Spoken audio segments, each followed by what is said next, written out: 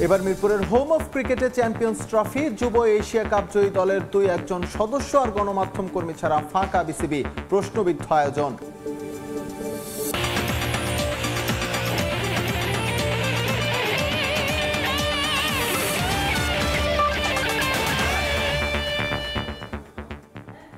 বিশ্বের নানা প্রান্তের খেলাধুলার খবর নিয়ে আমাদের নিয়মিত আয়োজন খেলার সময়, আর এই আয়োজনে আপনাদের সঙ্গে আছি আমি এস এম ইকবাল। শুরুতেই বাংলাদেশ ওয়েস্ট ইন্ডিজ ওয়ানডে সিরিজের খবর। 3.5 বছরের বেশি সময় আর 15 সিরিজ পর ওয়ানডেতে হোয়াইট ওয়াশ হলো টাইগাররা। তৃতীয় ও শেষ ম্যাচে বাংলাদেশের হার 4 উইকেটে। ওয়ার্নার পার্কে আগে ব্যাট করে সৌম্য, মিরাজ, মাহমুদুল্লাহ আর জাকেরের 50-তে 321 রান তোলে সিমন্স শিষ্যরা। জবাবে ক্যাচ মিস আর হাফ চান্সকে পূর্ণতা দিতে না পারার আক্ষেপে পড়েছে বাংলাদেশ।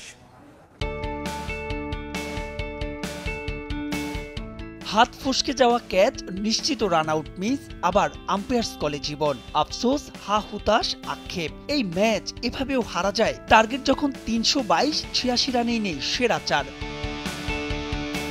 ছক্কা মারা কতই না সহজ ব্যাটিং করাও। পাওয়া ফায়দা পুরোপুরি তুলে নিলেন কেইসি কার্টি। অভিষেক আমির জাঙ্গু তো আরো ভয়ঙ্কর। দ্বিতীয় ওয়েস্ট ইন্ডিজের ব্যাটসম্যান হিসেবে পেলেন অভিষেক ম্যাচে শতকের দেখা। এ দুজনার ব্যাটে ক্যারিবীয় রূপ কথার পুনর্জন্ম। যদিও সুযোগ এসেছিল, তা এনে দিয়েছিলেন লেগি রিশাদ, তবে পাওয়া মোমেন্টাম ধরে রাখতে পারেননি অন্যরা। তাই তো জাঙ্গু, গুদাকিস, মতিরা এলেন ম্যাচ শেষ করেই। বোলিংয়ে কোনো পরিকল্পনাই কাজে লাগেনি মিরাজের। তাই তো প্রায় 45 মাস পর ওয়ানডে সিরিজে পেতে হলো হোয়াইট ওয়াশের লজ্জা। এর আগে ওয়ার্নার পার্কে প্রথম 2 ম্যাচের ধারাবাহিকতায় এদিনও আগে ব্যাটিংয়ে বাংলাদেশ। একাদশে 3 পরিবর্তন। 1 বলের ব্যবধানে সেন্ট কিটস আর নেভিস সাক্ষী হলো 2 ডাকের। চলতি বছর ব্যর্থতার 16 কলা পূর্ণ করেছেন লিটন দাস। সবশেষ 7 ইনিংসেই স্পর্শ করতে পারেননি 2 অঙ্ক। তার আগেই ফিরেছেন তানজিদ তামিম। 9 রানে 2 উইকেট হারালেও দমে যাননি অধিনায়ক মিরাজ আর সৌম্য সরকার। স্রোতের বিপরীতে পাল্টা আক্রমণ করে তৃতীয় উইকেট জুটিতে এ দুজনা জমা করলেন 136। দুজনেই তুলে নিলেন 50, কাটা পড়লেন 70-এর ঘরে। গুদাকিস, মতির বলে 73-এর সৌম্য আর 77 রানে আফিফের ভুলে কাটা পড়েন মিরাজ। ভুলের সেই মাসুল ধ্রুব দিতে পারলেন না, উল্টো উইকেটটাই দিলেন মিলিয়ে। এরপর টাইগারদের বাকি গল্পে কেবলই রিয়াদ আর জাকের। কেবল ঝড়ই নয়, রীতিমতো ক্যারিবিয়ান পাড়ের হ্যারিকেন। তাতে রেকর্ডের বই ওলট পালট। তামিমকে টপকে দেশের হয়ে এখন সর্বোচ্চ ছক্কার মালিক রিয়াদ। পঞ্চম উইকেটে তাদের 150 রানের জুটি এই পজিশনেও সর্বোচ্চ। আগে যা ছিল 128। গোটা সিরিজ জুড়ে দুর্দান্ত খেলা রিয়াদ এদিনও তুলে নিলেন 50, অপরাজিত 84 রানে। জাকের 5 নম্বর ওয়ানডে খেলতে এসে পেলেন প্রথম অর্ধশতকের দেখা। বাংলাদেশ থামে 321-এ। তবে রান পাহাড়ে চড়েও বাজে ফিল্ডিং আর নখরদন্তহীন বোলিংয়ে দিন শেষে ম্যাচটা নিজেদের করে নিতে পারলেন না টাইগাররা। মাহবুব রিমন, সময় সংবাদ। ওয়েস্ট ইন্ডিজের বিপক্ষে তৃতীয় শেষ ওয়ানডে দিয়ে শেষ হলো টাইগারদের চ্যাম্পিয়ন্স ট্রফির আগে মাঠের প্রস্তুতি। ক্লিন সুইপের লজ্জাকে পাশ কাটিয়ে এই সিরিজে ধারণা পাওয়া গেল কেমন হতে পারে চ্যাম্পিয়ন্স ট্রফিতে বাংলাদেশ স্কোয়াড, যেখানে নিজেদের জায়গা মোটামুটি নিশ্চিত করেছেন সৌম্য, তানজিদ, জাকের আলী অনিকরা। আবার পাওয়ার সুযোগ হেলায় হারিয়েছেন আফিফ হোসেন ধ্রুব। বোলিংয়ে নিজেদের প্রমাণে ব্যর্থ হয়েছেন শরীফুল হাসানরাও। 1 দশক পর ক্যারিবিয়ানদের বিপক্ষে হোয়াইট ওয়াশের ক্ষত। ক্লিন সুইপের লজ্জা তো আছেই, তবে শুধু মাঠের নাজুক পারফরমেন্সই নয়, ভিন্ন এক কারণে এই সিরিজ ছিল আলোচনায়। চ্যাম্পিয়ন্স ট্রফির আগে শেষ প্রস্তুতি বলে কথা। আলোচনায় ছিল একাধিক সিনিয়র ক্রিকেটের ইনজুরিতে পাওয়া সুযোগগুলো কতটুকু কাজে লাগাতে পারেন অন্যরা। তবে সেখানে পুরোপুরি সফল middle order batsman Jaker Ali Anik. 3 ম্যাচে শুধু 113 রানই নয়, প্রশংসা কুড়িয়েছে তার ব্যাটিং অ্যাপ্রোচ। প্রায় 107 স্ট্রাইক রেটে প্রমাণ করেছেন সামর্থ্যের। পেয়েছেন ওয়ানডে ক্যারিয়ারে প্রথম 50ও। গোটা সিরিজেই 4-এ ব্যাট করেছেন অধিনায়ক মেহেদী হাসান মিরাজ। প্রথম ওয়ানডেতে তার স্লো ব্যাটিং নিয়ে হয়েছিল সমালোচনা, তবে পুষিয়ে দিয়েছেন শেষ ম্যাচে। প্রায় 85 স্ট্রাইক রেট আর 51 গড়ে করেছেন 152 রান, 2 50, 13টা 4 আর 4টা ছক্কা। ওপেনিংয়ে সৌম্য সরকার আর তানজিদ তামিম দুজনেই রানের দেখা পেয়েছেন। 3 ম্যাচে সৌম্য 94 আর তানজিদ করেছেন 106। দুজনারই আছে একটা করে 50, তবে 108 স্ট্রাইক রেটে সবাইকে ছাড়িয়ে তানজিদ। বলাই যায় চ্যাম্পিয়ন্স ট্রফির দৌড়ে দুজনেই নিজেদের জায়গা পোক্ত করেছেন। তবে একজন পারেননি, আফিফ হোসেন ধ্রুব। ক্যাপ্টেনের ফ্রি ব্যাটিং লাইসেন্স পেয়েও ওয়ার্নার পার্কের মরা উইকেটও ব্যর্থ হয়েছেন এই মিডল অর্ডার ব্যাটসম্যান। 3 ম্যাচে রান করেছেন মোটে 67।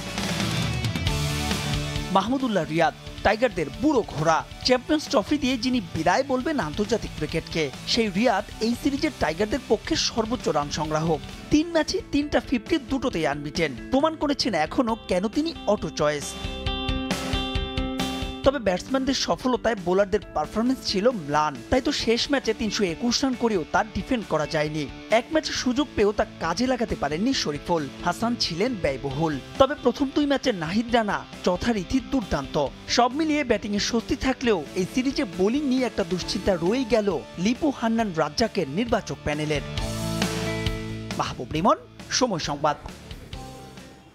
কক্সবাজার ও ঢাকার বসুন্ধরা সিটির পর এবার চ্যাম্পিয়ন্স ট্রফি পৌঁছেছে মিরপুর শেরে বাংলা ক্রিকেট স্টেডিয়ামে। ট্রফি ট্যুরের সবশেষ খবর জানাতে এই মুহূর্তে মিরপুরে আছেন রিপোর্টার নিয়ন মুহাইমিন। আমরা সরাসরি যুক্ত হচ্ছি তার সঙ্গে। আইসিসির চ্যাম্পিয়ন্স ট্রফি এই মুহূর্তে ক্রিকেট বিশ্বের সবচেয়ে আলোচিত যেই আসর, সেই আসরটিকে নিয়ে কথা বলছি। কোথায় হবে, ভেন্যু কোথায় হচ্ছে, কারা খেলবেন, কোনো কিছুই এখন পর্যন্ত ঠিক করা না গেলেও ট্রফি ট্যুর নিয়ে কিন্তু মেতে আছে বাংলাদেশ। গত 3 দিন ধরে বাংলাদেশে আইসিসি চ্যাম্পিয়ন্স ট্রফির সেই শিরোপাটি আজ শেষ দিনে শেষ আনুষ্ঠানিকতায় বাংলাদেশ ক্রিকেট বোর্ডে নিয়ে আসা হয়েছে এবং এখানে মিডিয়া প্লাজায় রাখা হয়েছে মূলত ক্রীড়া সাংবাদিক যারা আছেন, ভিডিও জার্নালিস্ট যারা আছেন, তাদের ছবি তুলবার জন্য। তারা একে একে আসছেন, সকাল থেকে এখানে ছবি তুলছেন। সকালের দিকে 11টা থেকে আজ এখানে শুরু হবার কথা ছিল, কিন্তু পরবর্তীতে 12টার দিকে মূলত কার্যক্রমটা শুরু হয়। প্রথমেই মূল মাঠে একটি আলাদা করে ভিডিও শ্যুট করা হয় এবং ট্রফির আলাদা ফটো শ্যুট হয়। সেটা আইসিসির প্রতিনিধি দল করেন, একেবারেই তাদের নিজস্ব। সেই জায়গাটিতে আসলে সাংবাদিকদের প্রবেশাধিকার ছিল না। পরবর্তীতে মিডিয়া প্লাজায় নিয়ে আসা হয় ট্রফিটিকে এবং সেখানে একে একে সাংবাদিকরা ছবি তুলেছেন। বাংলাদেশের ক্রিকেটাররা এই মুহূর্তে কেউ না থাকায় তাদের কাউকে আমরা দেখিনি। আমরা জানেন যে বাংলাদেশের ন্যাশনাল টিম এই মুহূর্তে ওয়েস্ট ইন্ডিজে আছেন। এছাড়া অন্যান্য যারা ঘরোয়া দলের ক্রিকেটার আছেন, এ দল আছেন, এইচপি আছেন, 19-এর ক্রিকেটার আছেন, তারা সবাই রয়েছেন সিলেটে এই মুহূর্তে এনসিএল টি20-র জন্য। এছাড়া নারী দলের যারা সদস্য আছেন তারা একটি 3 দিনের ম্যাচ খেলতে রাজশাহী চলে গেছেন। যে কারণে বিসিবি একেবারে ফাঁকা, কোনো উত্তাপ নেই। এই ফাঁকা বিসিবিতেই আসলে ক্রিকেট বোর্ড এই ট্রফিটিকে নিয়ে এসেছেন। সাংবাদিকদের জন্য 2জন ডিরেক্টর ছিলেন, নাজমুল আবেদিন ফাহিম এবং ইফতেখার মিঠু, তারা এসেছেন, তারা ছবি তুলেছেন। এছাড়া আমরা মিডিয়া বিভাগের কর্মকর্তা রাবিদ ইমামকে দেখেছি, তিনি এসেছেন, কিছুক্ষণ এখানে ছিলেন। পরবর্তীতে বিসিবির পক্ষ থেকে আসলে আর কেউ এখানে আসেননি। বিসিবির প্রেসিডেন্টকেও আমরা জানি তিনি ওয়েস্ট ইন্ডিজ সফরে টিমের সঙ্গে আছেন, যে কারণে একেবারে নিরুত্তাপভাবে বিসিবিতে ট্রফিটি এসেছে, সাংবাদিকদের জন্য রাখা হয়েছে। এছাড়া আসলে আজ জনসাধারণের জন্য উন্মুক্ত কোনো সেশন আর নেই। তো সেই ক্ষেত্রে ট্রফির যে সেশন, ট্রফির ট্যুর বাংলাদেশের সমাপ্তি ঘটতে যাচ্ছে একেবারে নিরুত্তাপভাবে। প্রথম 2 দিনে যে উত্তাপ ছিল, জনসাধারণের যে একটা আগ্রহ ছিল কক্সবাজার এবং বসুন্ধরা সিটিতে, সেই জায়গাটিতে থেকে বলতে হয় যে ট্রফি ট্যুরটা যখন বাংলাদেশ শেষ করছে খুব হাই নোটে শুরু করবার পর শেষ হচ্ছে জিনিসটা খুবই লো নোটে। এবং আজ রাতেই আমরা যতটুকু জানি এটা দক্ষিণ আফ্রিকা চলে যাবে। তবে এখন পর্যন্ত যেটা সবচেয়ে মজার ব্যাপার, ট্রফি নিয়ে হয়তো বা মাতামাতি চলছে, কিন্তু সেই ট্রফিটির জন্য যেই খেলা, যে আসর, যে টুর্নামেন্ট, সেটি আদৌ হবে কিনা বা হলে কোথায় হবে, এটি কিন্তু এখনও ঠিক করতে পারেনি আইসিসি। মূলত দুই বড় দল ভারত এবং পাকিস্তানের টানাপোড়েনের কারণে কিন্তু এখনও সেটা নিয়ে একটা সন্দেহ রয়েই গেছে। তো দেখা যাক শেষ পর্যন্ত চ্যাম্পিয়ন্স ট্রফি ট্যুর হয়তো বা শেষ হবে, কিন্তু সেই ট্রফির মূল টুর্নামেন্ট আমরা দেখতে পাই কিনা। তো এই ছিল মিরপুর থেকে আমার কাছে সবশেষ। চ্যাম্পিয়ন্স ট্রফি নিয়ে নিরুত্তাপ আয়োজন বিসিবির। ক্রিকেট বোর্ড থেকে সেই খবর জানাতে আমাদের সঙ্গে যুক্ত হয়েছিলেন রিপোর্টার নিয়ন মুহাইমিন। শ্রীলঙ্কায় বসে সুখবর পেলেন সাকিব আল হাসান, উতরে গেলেন বোলিং অ্যাকশন পরীক্ষায়। ইংল্যান্ডে খেলতে আর বাধা নেই দেশ সেরা অলরাউন্ডারের।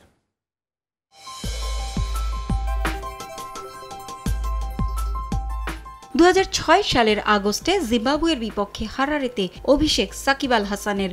দেশের ক্রিকেটের সবচেয়ে সফল ও জনপ্রিয় তারকা আপন আলোয় বিশ্বমঞ্চে গড়ে তুলেছেন আলাদা পরিচিতি। প্রায় 2 দশকের ক্যারিয়ারে জাতীয় দল ছাড়াও বিশ্বের প্রায় সব ফ্র্যাঞ্চাইজি লিগে দাপটের সঙ্গে খেলেছেন নাম্বার 75। সাকিব আল হাসান যেখানেই হাত দিয়েছেন সেখানেই সাফল্য তার পিছু নিয়েছে। তবে 5 আগস্টে ছাত্র জনতার অভ্যুত্থানের পরই বদলে যায় দৃশ্যপট। রাজনীতির মাঠে যাওয়াই কাল হয়েছে তার। ভারতের বিপক্ষে কানপুর টেস্টের আগের দিন অবসরের ঘোষণা দেন টেস্ট ও টি20 থেকে। সাউথ আফ্রিকার বিপক্ষে ঢাকায় খেলতে চেয়েও পারেননি। নিরাপত্তা শঙ্কায় দেশের মাটিতে অবসরের ইচ্ছেটাও পূরণ হয়নি তার। ফেব্রুয়ারিতে চ্যাম্পিয়ন্স ট্রফি দিয়ে ওয়ানডে থেকে অবসরের স্বাদ বুকে লালন করে আছেন, সেটা পূরণ হবে কিনা তা জানা নেই। তবে খারাপ সময়ে ভালো খবর পেলেন সাকিব আল হাসান। লঙ্কা টি10-এ গল মার্ভেলসে ব্যস্ত সময় কাটছে তার। এ সময় পেলেন স্বস্তির খবর। ঘটনার শুরু এবছর সেপ্টেম্বরে ইংল্যান্ডে কাউন্টি ক্রিকেটে খেলতে যান সাকিব। প্রায় 13 বছর পর এই টুর্নামেন্টে খেলেন তিনি। সারের হয়ে মাত্র একটি ম্যাচ খেলেছেন। সমারসেটের বিপক্ষে সেই ম্যাচে প্রথম ইনিংসে 4 উইকেট নেয়ার পর দ্বিতীয় ইনিংসে 5 উইকেট শিকার করেন সাকিব। তবে জয় পায়নি তার দল। এই ম্যাচেই সাকিবের বোলিং অ্যাকশন নিয়ে প্রশ্ন তোলা হয়েছিল। কাউন্টি ক্রিকেটের সেই ম্যাচে সাকিবের বোলিং অ্যাকশন নিয়ে সন্দেহ প্রকাশ করেছিলেন আম্পায়াররা।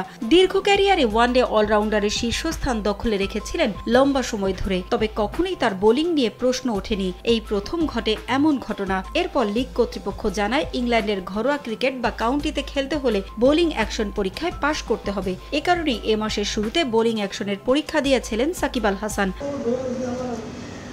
চলতি মাসের শুরুতে ইংল্যান্ডের বার্মিংহামের লাফবরো ইউনিভার্সিটির মেডিকেল বিভাগে নিজের বোলিং অ্যাকশনের পরীক্ষা দেন সাকিব। বিশেষজ্ঞদের সামনে সেই পরীক্ষায় মোট 4 ওভার বল করতে হয় তাকে। 24 ডেলিভারি বিশ্লেষণ করে মেলেনি কোনো ত্রুটি। এরপরই মূলত কেটে যায় শঙ্কার কালো মেঘ।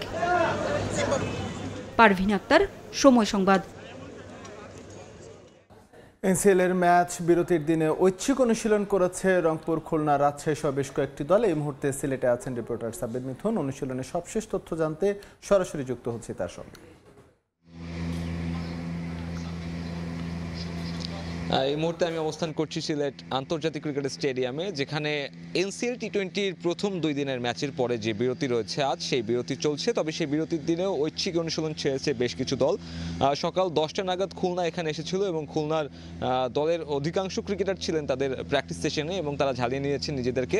এরপরে যথাক্রমে রংপুর ডিভিশন, যারা কিনা টেবিল টপারও, তারা এসে প্রস্তুতি নিয়েছে। এরপরে রাজশাহী এসেছিল এবং রাজশাহীর যে তারকা ক্রিকেটার এবং অধিনায়ক নাজমুল হোসেন শান্ত, একই সাথে বাংলাদেশ দলের অধিনায়ক, তিনি ইনজুরি থেকে ফেরার অপেক্ষায় রয়েছেন এবং দলের সঙ্গে আজকেও তিনি এসে ঘাম ঝরিয়েছেন। এবং আশা করা হচ্ছে যে রাজশাহীর যে পরবর্তী ম্যাচ রয়েছে, অর্থাৎ আগামীকালকে যে ম্যাচ রয়েছে, সেই ম্যাচে হয়তো বাংলাদেশ অধিনায়ককে দেখা যেতে পারে এনসিএল এর টুর্নামেন্টে।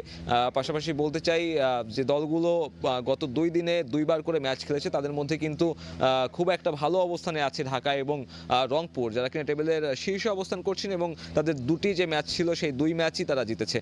এবং সেই 2 দলের অধিকাংশ ক্রিকেটার আজকে বিশ্রামে ছিলেন, যেহেতু পরপর 2 দিন ধরে টি20 ম্যাচ তারা খেলেছেন। এরপরে যারা বাকি রয়েছে স্কোয়াডের সদস্যরা, তাদের মধ্যে অনেকেই আজকে যে অনুশীলন পর্ব, সেই অনুশীলন পর্বে অংশগ্রহণ করে। এবং কালকেও যথারীতি 4টি ম্যাচ অনুষ্ঠিত হবে মূল মাঠে এবং এই পাশে যে একাডেমি মাঠ রয়েছে সেখানে। এবং পূর্বের মতোই আসলে সকাল 9টায় একাডেমি মাঠে ম্যাচ শুরু হবে এবং এরপরে যে আধা ঘন্টা পরে, অর্থাৎ মেইন মাঠে যে ম্যাচটি শুরু হবে, যথারীতি সেই নিয়মেই চলবে। তবে শঙ্কার বিষয় হচ্ছে আউটার স্টেডিয়ামে যে পুরো ম্যাচ মাঠে না গড়ানোর ব্যাপারটা। এর আগের 2 দিন আমরা দেখেছি দিনের দ্বিতীয় যে ম্যাচটা থাকে, সেই ম্যাচটাতে আলোক স্বল্পতার কারণে কিন্তু নির্ধারিত 40 ওভার মাঠে গড়ানো সম্ভব হয়নি। এখন সেই বিষয়গুলোতে আসলে নীতি নির্ধারকরা কি ধরনের পরিবর্তন আনবে, সেটা একটা দেখার বিষয়। পাশাপাশি আমরা দেখেছি যে সেই ম্যাচগুলো সম্পূর্ণ করার জন্য ড্রিঙ্কস ব্রেক উঠিয়ে নেওয়া হয়েছে, টসটাও করা হচ্ছে প্রথম ম্যাচ চলাকালীন সময়ে। সব মিলিয়ে এখন বড় একটা চ্যালেঞ্জের নাম হচ্ছে এই মাঠের 2টি ম্যাচ ওঠানো। আমার কাছে এনসিএল টি20 নিয়ে এখন পর্যন্ত সিলেট থেকে এই ছিল সবশেষ। সাব্বির মিথুন যুক্ত হয়েছিলেন সিলেট থেকে, জানাচ্ছিলেন এনসিএল টি20 তার কাছে থাকা সবশেষ তথ্য। ইউরোপা লিগের খবর, টানা 2 হারের পর জয়ের দেখা পেয়েছে ম্যানচেস্টার ইউনাইটেড। ইউরোপা লিগে ভিক্টোরিয়া প্লেজেন্টকে 2-1 ব্যবধানে হারিয়েছে রেড ডেভিলস। আরেক ম্যাচে রেঞ্জার্সের সঙ্গে 1-1 গোলে ড্র করেছে টটেনহ্যাম হটস্পার। 6 ম্যাচ শেষে ইউনাইটেডের সংগ্রহ 12 পয়েন্ট, টেবিলের 7 নম্বরে আছে তারা। সমান ম্যাচে 11 পয়েন্ট নিয়ে 9 আছে টটেনহ্যাম হটস্পার।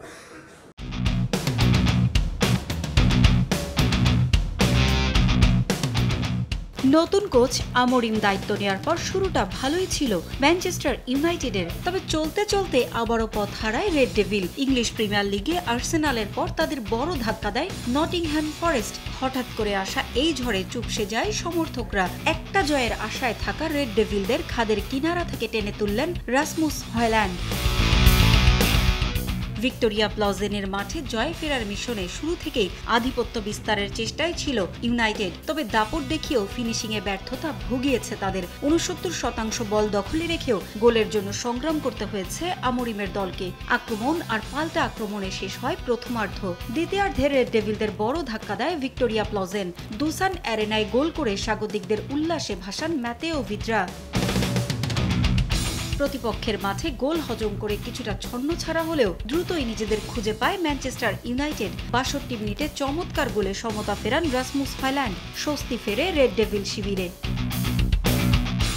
ড্রয়ের পথে এগোতে থাকা ম্যাচে ৮৮ মিনিটে নতুন রং চড়ান হয়ল্যান্ড। খাদের কিনারা থেকে জোড়া গোল করে দলকে ভাসান জয়ের উৎসবে। এ আত্মবিশ্বাস ধরে রেখে আগামী ১৫ই ডিসেম্বর ম্যানচেস্টার ডার্বিতে ধুঁকতে থাকা সিটির চ্যালেঞ্জ জিততে চায় আমরিমের ছাত্ররা। পারভিন আক্তার, সময় সংবাদ। বিশ্বকাপের আয়োজক হিসেবে নাম ঘোষণার পরই সৌদি আরবের রাস্তায় নেমে আসেন সাধারণ দর্শক। আতশবাজি ও লেজার শো দিয়ে তারা উদযাপন করেন বহুল কাঙ্ক্ষিত এই মুহূর্ত। দেশটির জনগণের প্রত্যাশা ইতিহাসের সেরা বিশ্বকাপ আয়োজন করবে সৌদি আরব, আর নিজেদের আয়োজন দিয়ে বিশ্বকে তাক লাগিয়ে দিতে চায় কর্তৃপক্ষ। দেশটির ক্রীড়ামন্ত্রী প্রিন্স আব্দুল আজিজ বিন তুর্কি আল ফয়সাল জানান, বিতর্ক এড়াতে তারা শিক্ষা নিতে চান কাতার বিশ্বকাপ থেকে। FIFA World Cup 2034 will be Saudi Arabia. 2034 বিশ্বকাপ অনুষ্ঠিত হবে সৌদি আরবে। সেটা একরকম নিশ্চিতই ছিল, বাকি ছিল আনুষ্ঠানিকতা। ফিফার কংগ্রেস থেকে এসেছে ঘোষণা, এক যুগের ব্যবধানে দ্বিতীয়বারের মতো কোনো আরব দেশে অনুষ্ঠিত হবে ফিফা বিশ্বকাপ। জিয়ান্নি ইনফান্তিনো 2034 বিশ্বকাপের আয়োজক হিসেবে সৌদি আরবের নাম ঘোষণার পরই আরব দেশটির বিভিন্ন শহরে শুরু হয় উদযাপন। সাধারণ মানুষ নেমে আসেন রাস্তায়। সবচেয়ে বড় আয়োজন ছিল রিয়াদে। আতশবাজি আর লেজার শোতে রঙিন হয়ে ওঠে রাতের আকাশ। বিশ্বকাপ আয়োজনে বরাবরই আত্মবিশ্বাসী ছিল সৌদি আরব, নিয়েছে মেগা পরিকল্পনা। এখন সেগুলো বাস্তবায়নের অপেক্ষা। সাধারণ দর্শকদের প্রত্যাশা, ইতিহাসের সেরা বিশ্বকাপ আয়োজন করবে সৌদি আরব। আমার বয়স 25 বছর। আমি কখনোই প্রত্যাশা করিনি সৌদি আরবে বিশ্বকাপ অনুষ্ঠিত হবে। এটা অসাধারণ একটা বিষয় এবং আমি নিশ্চিত সৌদি আরবের সবার জীবন বদলে দেবে এই আয়োজন। আমার বিশ্বাস অসাধারণ একটা বিশ্বকাপ হবে সৌদি আরবে। আয়োজকদের প্রতি আমার শুভকামনা। আল্লাহকে ধন্যবাদ, অবশেষে আমরা বিশ্বকাপ আয়োজন করতে যাচ্ছি। আমরা অতীতেও অনেক বড় ইভেন্ট আয়োজন করেছি, বিশ্বকাপও সফলভাবে আয়োজন করব। জাতি হিসেবে আমাদের জন্য এটা খুশির একটা দিন।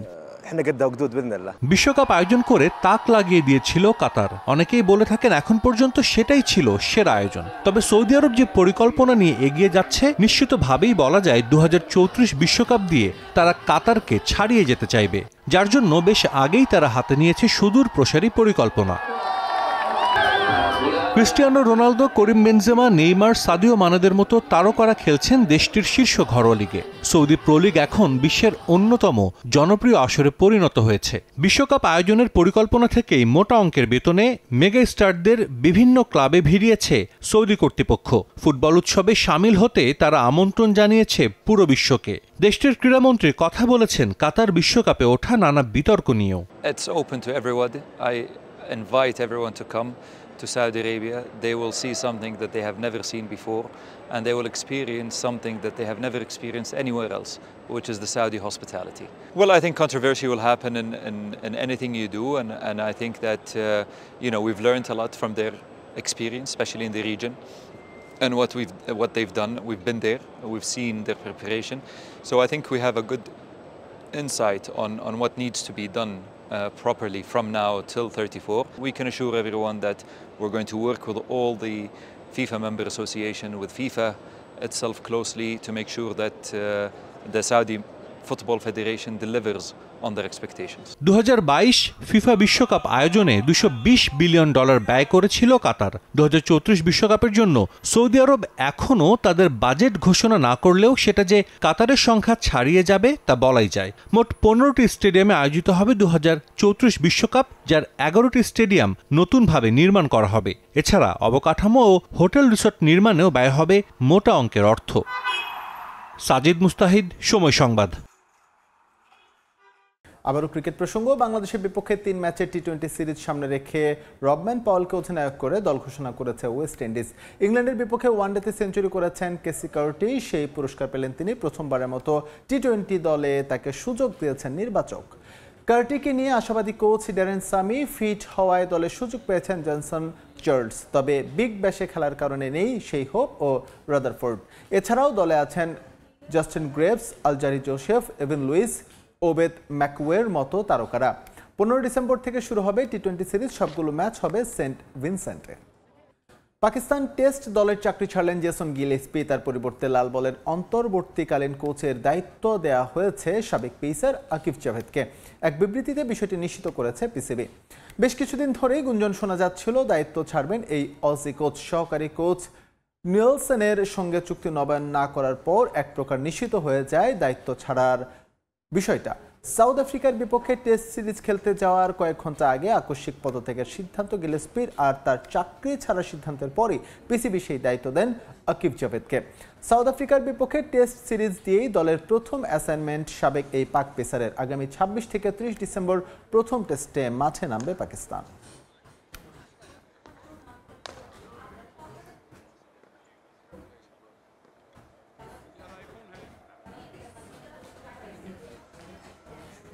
অ্যাডিলেইড টেস্টে দুর্দান্ত জয় পেলেও প্রতিপক্ষ ভারতকে সমীহ করে ব্রিসবেনের পরিকল্পনা সাজাচ্ছে অস্ট্রেলিয়া। দিবারাত্রির টেস্টে ভারতের ভরাডুবিতে আত্মতুষ্টিতে না ভুগে নিজেদের ভুলগুলো নিয়ে কাজ করছে টিম ম্যানেজমেন্ট।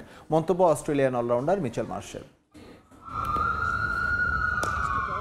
অ্যাশেজের পর ক্রিকেট বিশ্বের সবচেয়ে আলোচিত এবং মনোমুগ্ধকর আসর বর্ডার গাভাস্কার ট্রফি। ভারত অস্ট্রেলিয়ার এই সাদা পোশাকের মহারণ এখন উত্তেজনা বাড়ায় পুরো দুনিয়া জুড়ে। ক্রিকেট বিশ্বের আনাচে কানাচে মানুষ অপেক্ষা করেন এর এক একটা ম্যাচের জন্য। আর ম্যাচে অংশ নেওয়া দুই দলের ক্রিকেটাররা তো মুখিয়েই থাকেন একে অপরকে সামলাতে। এবারের বর্ডার গাভাস্কারও শুরু হয়েছে একেবারে হাই নোটে। নিউজিল্যান্ডের বিপক্ষে ঘরের মাঠে হোয়াইট ওয়াশ হয়ে আসা ভারত পার্থের রীতিমতো উড়িয়ে দিয়েছিল অজিদের। নিজেদের মাঠে এভাবে হার দিয়ে সিরিজ শুরু করায় সমালোচনার মুখে পড়ে ক্রিকেট অস্ট্রেলিয়া। কিন্তু ঘুরে দাঁড়াতে সময় নেয়নি কামিন্স বাহিনী। কিন্তু এই দারুণ জয়ের পরও মাটিতেই পা রাখছেন অস্ট্রেলিয়ান ক্রিকেটাররা, কারণ এই ভারত টিমটাকে যে ভালো করেই চেনা আছে তাদের। ব্রিসবেনে তাই নতুন করেই শুরু করতে চায় কামিন্স মার্শরা। পার্থে আমরা পারিনি, কিন্তু আমাদের ফিরে আসতে কিন্তু সময় লাগেনি। আমাদের বিশ্বাস ছিল নিজেদের ওপর। আমরা জানি দল হিসেবে আমাদের কোয়ালিটি কোন পর্যায়ে। একইভাবে ভারতকেও হালকাভাবে নেয়ার কিছু নেই। ব্রিসবেন টেস্টের আগে নিজেদের ঝালিয়ে নিয়েছে টিম ইন্ডিয়াও। অনুশীলনে বেশ মনোযোগী ছিলেন জসপ্রীত বুমরাহ। এই একজন ক্রিকেটারকে নিয়ে চিন্তা করতে করতেই ঘুম হারাম অজিদের। দুই টেস্টেই স্বাগতিকদের বড় পরীক্ষা নিয়েছেন তিনি। তবে এবার সেই বুমরাকেই নাকি সামলানোর টোটকা খুঁজে পেয়েছে কামিন্স বাহিনী। বুমরাকে নিয়ে আলাদা করে কি বলবো, সে এই মুহূর্তে দুনিয়ার সেরা পেসার। যে কোনো উইকেটে যে কোনো কন্ডিশনে সে আপনাকে সমস্যায় ফেলবে। তাকে সামলাতে হলে আপনাকে মানসিকভাবে অনেক শক্তিশালী হতে হবে। আমরা বুমরাকে নিয়ে আলাদাভাবে কাজ করেছি। আশা করি ব্রিসবেনে তার বিপক্ষে ব্যাটাররা ভালো করবে। 14 ডিসেম্বর ব্রিসবেনের গ্যাবায় বর্ডার গাভাস্কার ট্রফির তৃতীয় টেস্টে মুখোমুখি হবে ইন্ডিয়া অস্ট্রেলিয়া। নিয়ন মুহাইমেন, সময় সংবাদ। এ পর্যায়ে খেলার সময় শীর্ষ সংবাদগুলো জানিয়ে দিচ্ছে আরো একবার। এবার মিরপুরের হোম অফ ক্রিকেটে চ্যাম্পিয়ন্স ট্রফি। যুব এশিয়া কাপ জয়ী দলের 2-1 সদস্য আর গণমাধ্যম কর্মী ছাড়া ফাঁকা বিসিবি, প্রশ্নবিদ্ধ আয়োজন।